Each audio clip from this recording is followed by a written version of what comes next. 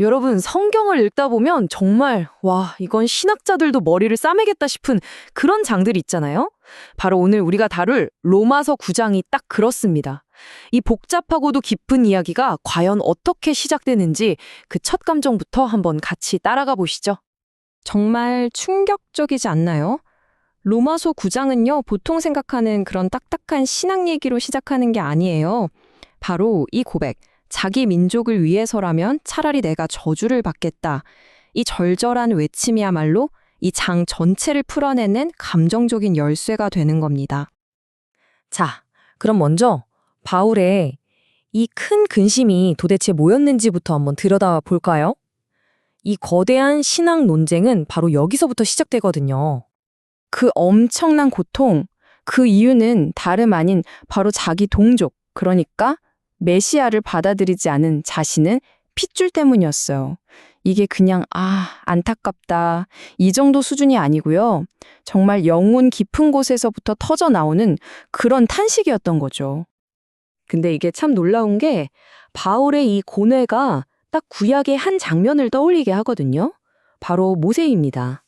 자기 백성을 위해서라면 차라리 주님의 책에서 제 이름을 지워달라고 외쳤던 그 모세의 기도 말이에요. 바울도 지금 자신의 구원마저 내던질 만큼 똑같은 무게의 사랑과 부담감을 느끼고 있었던 겁니다. 자, 이렇게 깊은 슬픔에서 출발한 이야기는 이제 아주 핵심적인 신학적 질문으로 이어지게 됩니다. 이건 바울이 반드시 답을 해야만 했던 그런 질문이었어요. 바로 로마서 9장 6절이 이 딜레마를 정면으로 던지는 거죠. 한번 생각해 보세요. 하나님이 선택한 백성, 이스라엘이 그 약속의 정점인 메시아를 거부했다? 그럼 혹시 하나님의 약속이 실패한 거 아닐까? 이런 의문이 들 수밖에 없잖아요. 정말 근본적인 질문이죠. 바울의 논리가 좀 복잡하게 느껴질 수 있는데 이걸 아주 쉽게 이해하는 방법이 있어요. 바로 샌드위치 구조로 보는 거예요. 재밌죠? 그러니까 양쪽에 있는 빵이 바울의 슬픔과 하나님의 주권이고요. 그 안에 하나님의 말씀은 실패하지 않았다는 핵심 속 재료가 딱 들어있는 거죠. 어때요? 이렇게 보니까 그의 논리가 한눈에 쫙 들어오지 않나요? 좋아요. 그럼 하나님의 말씀이 실패하지 않았다는 그 증거, 그게 뭘까요? 바울은 그 답을 찾기 위해서 우리를 저 멀리 창세기로 데려갑니다. 바로 야곱과 에서 두 형제의 이야기 속으로 말이죠. 이 예언 정말 놀랍지 않나요? 하나님께서 이 쌍둥이가 태어나기도 전에 심지어 그들이 무슨 선한 일이나 악한 일을 하기도 전에 이미 선택을 끝내셨다는 거예요. 여기서 진짜 중요한 포인트는 뭐냐면 이 선택이 그들의 행위와는 정말 일절 상관이 없었다는 점입니다. 자, 그런데 바울은 여기서 아주 중요한 걸 하나 짚고 넘어가요.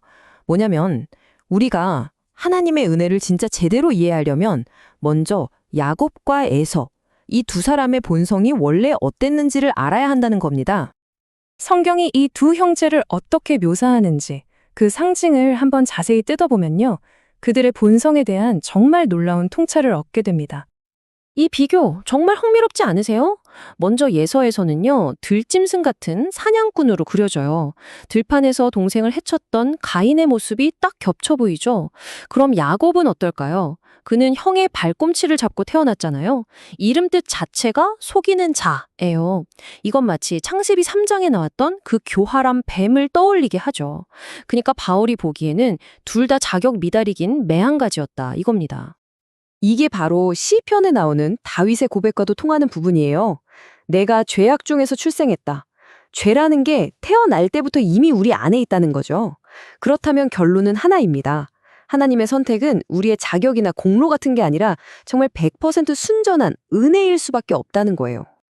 자, 그렇다면 자격 없는 자를 향한 하나님의 선택, 이게 그냥 여기서 끝일까요?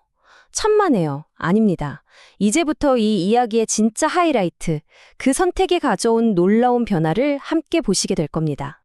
다시 한번 짚어보죠. 야곱의 원래 정체성이 뭐였죠? 발꿈치를 잡는 자. 네, 맞아요.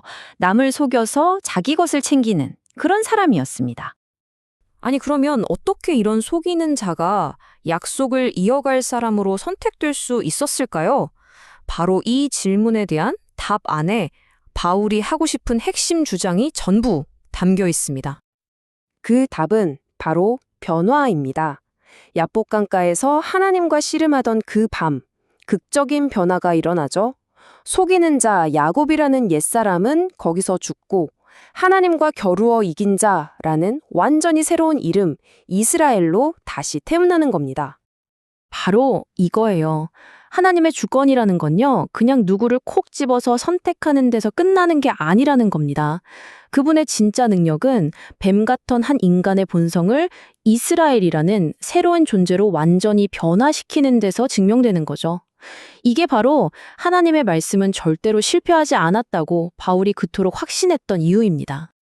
자, 그럼 이제 이 모든 이야기가 어떻게 맨 처음 시작점, 그러니까 바울의 그 깊은 슬픔과 다시 연결되는지 한번 볼까요? 결국 바울이 희망을 뒀던 건 자기 민족의 어떤 가능성이나 자격이 아니었던 거예요.